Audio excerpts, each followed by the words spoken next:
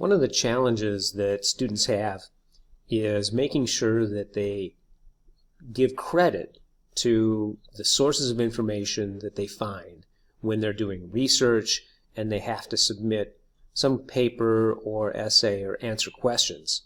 One of the biggest concerns is copying and pasting without giving people credit. It's like stealing.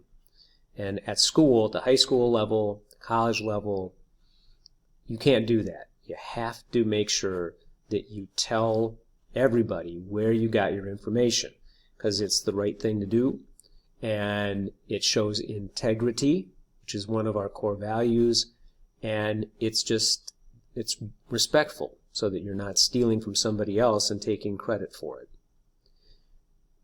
I'm going to show you how to cite information from a web page that you find when you do a search.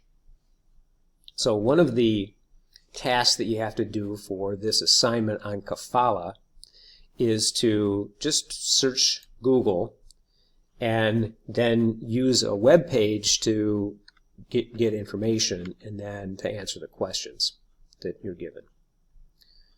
We can just type kafala into the window, and you get a lot of information. There are over 1 million sites total when you search kafala. And you can see that there's an extensive Wikipedia page on kafala, and that's an okay source. Sometimes you just jump right on the very first thing you see. Be careful of doing that, because remember, Google doesn't put the best information at the top. They often put the information that makes the most money, or that is sponsored or looked at the most. So a lot of people default to Wikipedia. Wikipedia in itself isn't bad, but you want to look for other sources of information as well. And there are a number of really good sources of information. Even really at the top of the list, all of these are pretty good sources. And some of them may be better than others, but just looking at this list of sources is pretty good. One, right at the top, you can look at what kind of an organization it might be. And this very first one, if you were to look at, this is a PDF that was created by somebody. We don't know exactly who it is. The title up here says Migrant Reform in Asia, and this is a policy brief, Reform of Kafala Sponsorship System. Now it's 8 pages, and it doesn't look like it's really necessarily horrible to read, but it's an awful lot. It seems like it's pretty well laid out and planned out. It may be too much for some of you to read all the way through, but I don't think so. I think that you can read 8 pages of information as long as it's good information and it's going to help you with your assignment. Sometimes we can't find who authored the report right away, and we have to look for clues. They didn't say at the top who they were.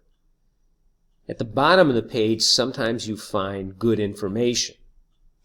And this comes from Migrant Forum in Asia Secretariat. We still don't know who that is.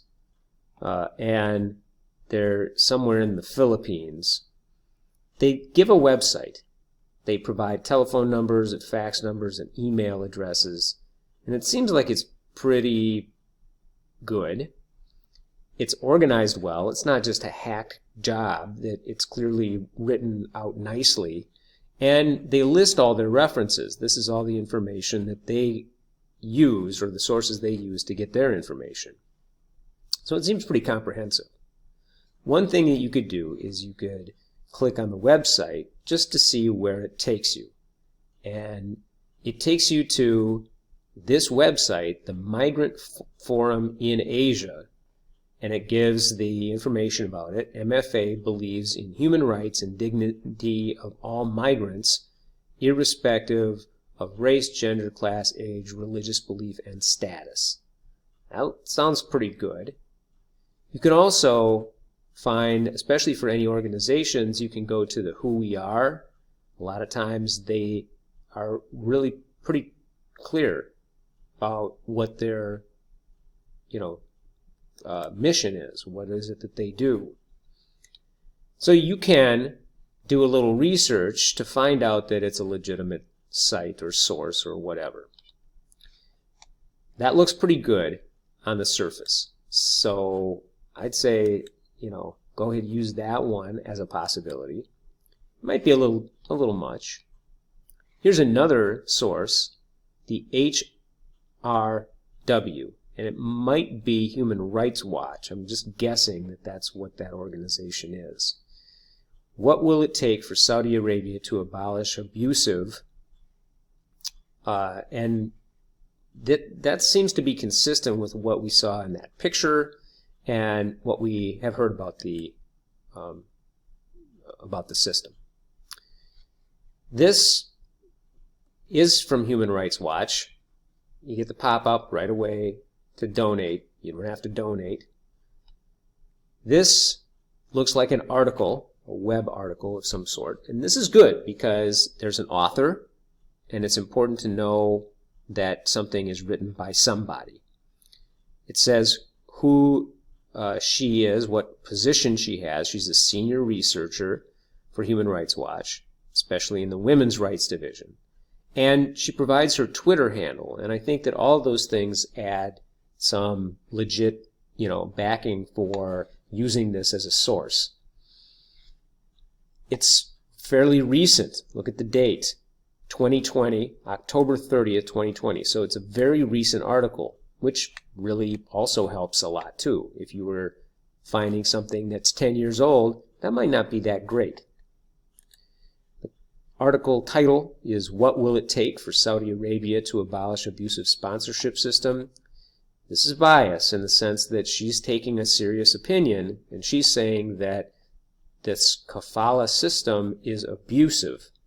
You have to research to find out whether and how much it is legitimate, good, bad, or whatever.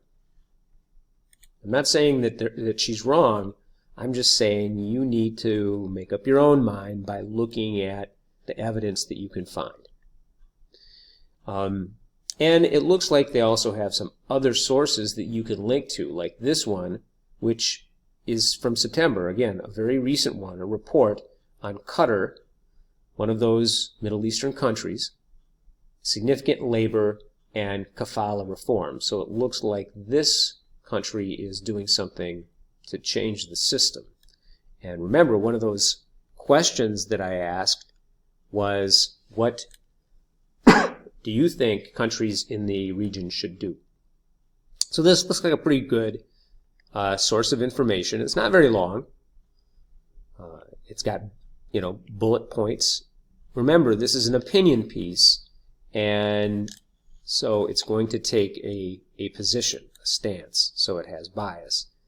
Bias isn't bad.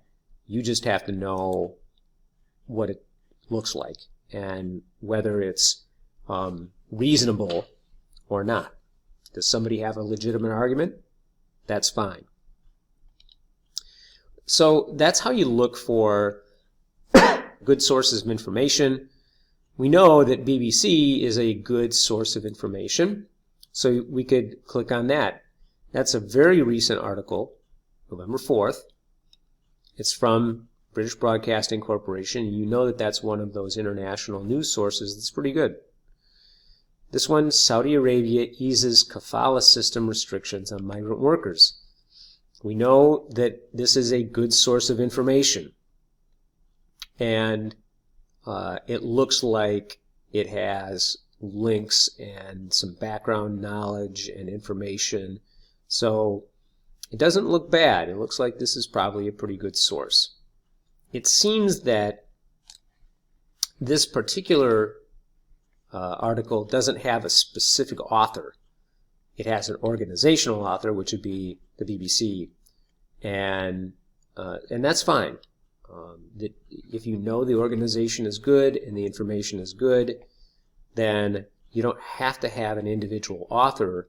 It's okay for the BBC to have a number of different writers put something together. So that's how you would go about that process of citing it, because when you look at the assignment,